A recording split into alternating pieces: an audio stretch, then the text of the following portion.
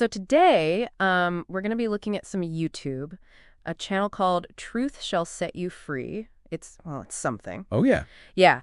This guy, Jamie, he seems really, really angry about just about everything. Oh, wow. Okay. We've got 3 videos from him, and honestly, they're all over the place. So what are we looking at today? Well, we're trying to figure out what's got him so riled up. Okay. And, is he telling the truth? Is there anything we can learn from all this? Or is it just like a lot of noise?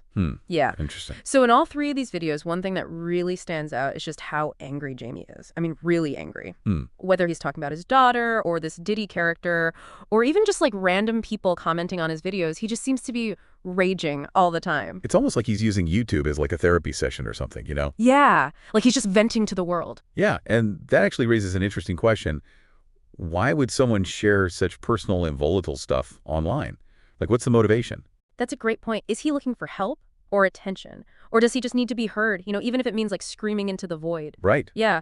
One thing that really struck me was all the accusations he makes. Oh. Like in the first video, he's ranting about someone who he claims abused his daughter. Wow. But then later on, he starts accusing all these other people, Alan, Carlos, Justina. It's a long list. Huh. It's almost like he's trying to build this case against all these people, but he's not really presenting any evidence. Exactly. It's all just allegations, names, no proof. He just kind of throws it all out there and expects you to like connect the dots. And that's kind of dangerous, isn't it? I mean, without evidence, these accusations are just hearsay, right? But they can still really damage someone's reputation, especially online where things spread so fast. Yeah, no, absolutely. It makes you wonder, what is he hoping to achieve with all this? Is it revenge? Or is it some kind of weird attempt at getting justice? Yeah. Or maybe he just wants people to agree with him, to validate his anger. That's a good point. We might never know for sure, but it's something to think about. Yeah. In one video, he actually claims to have paperwork proving his innocence in some situation involving his grandmother. Really? Yeah. And he gets into these heated arguments with people in the comments, telling them they need to provide evidence for their claims. Oh, wow. So he demands evidence from others, but he doesn't seem to hold himself to that same standard. Right. Interesting. It's like he's playing by a different set of rules. Or maybe he just believes his own story so much that he doesn't think he needs to prove anything. Yeah, it's like he's created this little world where he's always right and everyone else is wrong. And you see that a lot online, right? This echo chamber effect where people surround themselves with information that just confirms their existing beliefs, even if those beliefs are completely unfounded. Yeah, exactly. And then it becomes almost impossible to have like a real conversation with them because they've already decided what's true. Yeah. So what about his language? I mean, he uses a lot of profanity, even some racial slurs. Is he trying to be shocking, or is it something else? That's a really good question. And to be honest, it's a tough one to answer. I mean, we obviously don't condone that kind of language. It's offensive. But at the same time, you have to wonder if it's a sign of something deeper going on. Like what? Well, strong language like that is often connected to intense emotions, anger, pain, even frustration. It's possible that this is just his way of expressing all that inner turmoil, even if it comes out in a way that hurts others.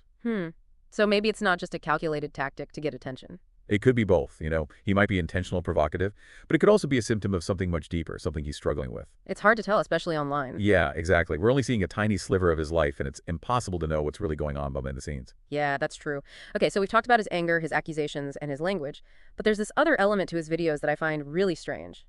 He's constantly bragging. Of that? Like everything. His strength, his sexual experiences, his job. It's almost like he's trying too hard to come across as this like powerful, masculine figure. Yeah, that's another thing you see online a lot, right? People trying to project a certain image of themselves, looking for validation. He's creating this like online persona. Exactly. And it's interesting how that persona clashes with the raw emotion we see in his videos. It's like he's battling with 2 different versions of himself. Yeah. On the one hand, he's this angry, vulnerable guy. And on the other, he's trying to be this confident, tough guy. And maybe that's part of what makes his videos so compelling. People are drawn to that kind of conflict. It's like watching a train wreck, in a way. You know it's bad, but you can't look away. Yeah, there's definitely something captivating about the rawness and the unpredictable nature of it all. It's like peeking into someone's unfiltered thoughts and emotions, even if those emotions are pretty intense. And it makes you think, like, how much of this is real, Oh, absolutely. Like, is this really Jamie? Or is this a character he's playing for the camera? Right. And it's all out there, like, forever. Yeah, once it's online, it's online. It's kind of scary to think about. It is. And with someone like Jamie, who's clearly so, volatile, it seems like it could be really damaging. Yeah, I mean, think about the long-term consequences, right? He's putting all this anger and all these accusations out there for the world to see. Like, what happens when that anger cools down? Or if he changes his mind about something? Yeah, it's not like you can just hit delete and make it all go away. No, not at all. And it's not just about him, right? Like, what about the people he's accusing? Yeah. Their lives are being affected too. So do you think there's anything we can learn from this? Or is it just a cautionary tale? Well, I definitely think there are lessons to be learned. Even if we don't agree with how Jamie's going about things. Okay. For one, it shows how powerful these online platforms can be. People are really drawn to this kind of raw, unfiltered content. Yeah, it's like a car crash, you can't look away. Exactly. It kind of taps into that natural human curiosity. But there's a difference between expressing yourself and just exploiting your own life for attention. Oh, for sure. And it's tough to say, where that line is with Jamie. Maybe he started out with good intentions, but then it kind of spiraled out of control. Yeah, the more outrageous he gets, the more attention he gets. Exactly. It's like a feedback loop. So what can we do as viewers? I mean, how do we engage with this kind of content without making it worse? I think the first step is awareness, right? Okay. Remembering that what you see online, it's not always the whole picture. So don't believe everything you read. Pretty much, yeah. It's important to be critical, to ask questions, like who's posting this? Why are they posting this? What's the context? Okay, but what if someone is being really abusive online? Well, that's a tough one. Sometimes it's better to disengage or even report the behavior, Right. But I think even in those situations, it's helpful to remember that there's a person on the other side of the screen. Yeah. And their actions might be coming from a place of hurt or frustration, even if that doesn't excuse their behavior.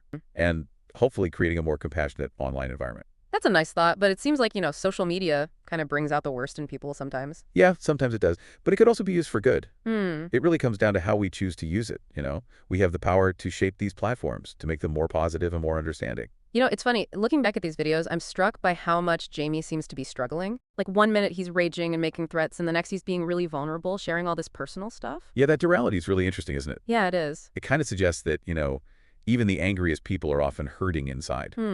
And I think that's an important thing to remember, Yeah. We're all complex. We all have good and bad in us. Right. And it's up to us to choose which side we want to show the world. Okay, so we've talked about the power and the dangers of online platforms and the importance of critical thinking and empathy.